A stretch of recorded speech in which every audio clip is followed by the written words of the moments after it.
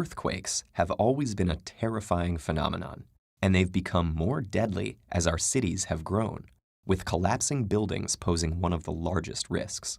Why do buildings collapse in an earthquake, and how can it be prevented? If you've watched a lot of disaster films, you might have the idea that building collapse is caused directly by the ground beneath them shaking violently or even splitting apart. But that's not really how it works. For one thing, most buildings are not located right on a fault line, and the shifting tectonic plates go much deeper than building foundations. So what's actually going on? In fact, the reality of earthquakes and their effect on buildings is a bit more complicated. To make sense of it, architects and engineers use models, like a two-dimensional array of lines representing columns and beams, or a single-line lollipop with circles representing the building's mass. Even when simplified to this degree, these models can be quite useful, as predicting a building's response to an earthquake is primarily a matter of physics. Most collapses that occur during earthquakes aren't actually caused by the earthquake itself. Instead, when the ground moves beneath a building, it displaces the foundation and lower levels, sending shock waves through the rest of the structure and causing it to vibrate back and forth.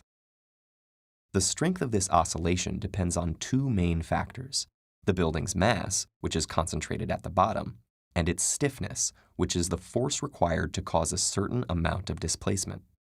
Along with the building's material type and the shape of its columns, stiffness is largely a matter of height. Shorter buildings tend to be stiffer and shift less, while taller buildings are more flexible. You might think that the solution is to build shorter buildings so that they shift as little as possible. But the 1985 Mexico City earthquake is a good example of why that's not the case. During the quake, many buildings between 6 and 15 stories tall collapsed. What's strange is that while shorter buildings nearby did keep standing, buildings taller than 15 stories were also less damaged. And the mid-sized buildings that collapsed were observed shaking far more violently than the earthquake itself. How is that possible? The answer has to do with something known as natural frequency. In an oscillating system, the frequency is how many back-and-forth movement cycles occur within a second. This is the inverse of the period, which is how many seconds it takes to complete one cycle. And a building's natural frequency, determined by its mass and stiffness, is the frequency that its vibrations will tend to cluster around. Increasing a building's mass slows down the rate at which it naturally vibrates, while increasing stiffness makes it vibrate faster.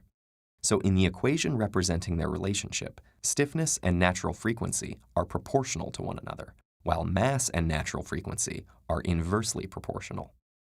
What happened in Mexico City was an effect called resonance, where the frequency of the earthquake's seismic waves happened to match the natural frequency of the mid-sized buildings.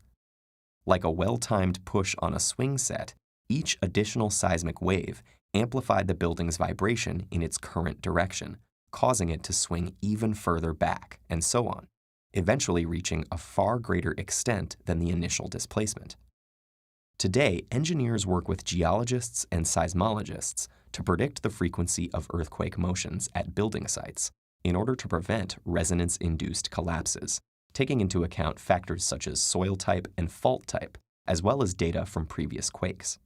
Low frequencies of motion will cause more damage to taller and more flexible buildings, while high frequencies of motion pose more threat to structures that are shorter and stiffer. Engineers have also devised ways to absorb shocks and limit deformation using innovative systems. Base isolation uses flexible layers to isolate the foundation's displacement from the rest of the building, while tuned mass damper systems cancel out resonance by oscillating out of phase with the natural frequency to reduce vibrations. In the end, it's not the sturdiest buildings that will remain standing, but the smartest ones.